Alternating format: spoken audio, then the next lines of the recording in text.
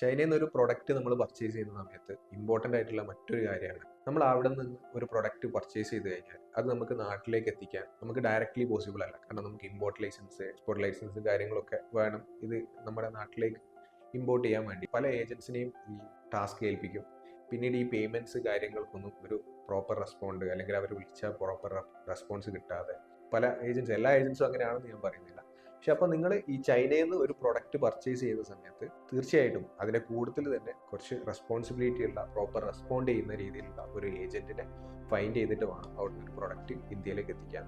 ഇല്ലെങ്കിൽ ചിലപ്പം പൈസ നഷ്ടമാവും, ചിലപ്പോൾ നിങ്ങൾക്ക് പ്രോപ്പർ റെസ്പോൺസ് കിട്ടാതെ നിങ്ങൾ വിചാരിച്ച സമയത്ത് പ്രൊജക്റ്റ് എക്സിക്യൂട്ട് ചെയ്ത് തീർക്കാൻ പറ്റാതെ, ഇങ്ങനെ എല്ലാ വിഷയങ്ങളും ഈ ചൈനയിൽ നിന്ന് ഇമ്പോർട്ട് ചെയ്യുന്ന സമയത്ത് പല ക്ലയൻസും നേരിടുന്നത് നമ്മൾ കാണാറുണ്ട്. അപ്പോൾ നല്ല റെപ്യൂട്ടഡ് ആയിട്ടുള്ള, അല്ലെങ്കിൽ കുറച്ചും കൂടി നമുക്ക് ട്രസ്റ്റ് ചെയ്യാൻ പറ്റുന്ന രീതിയിലുള്ള ഏജൻസിനെ ഇത്തരം വർക്കുകൾക്ക് വേണ്ടിയിട്ട് ചൂസ് ചെയ്യുക എന്നുള്ളത് വളരെ ഇമ്പോർട്ടൻ്റ് ആണ്.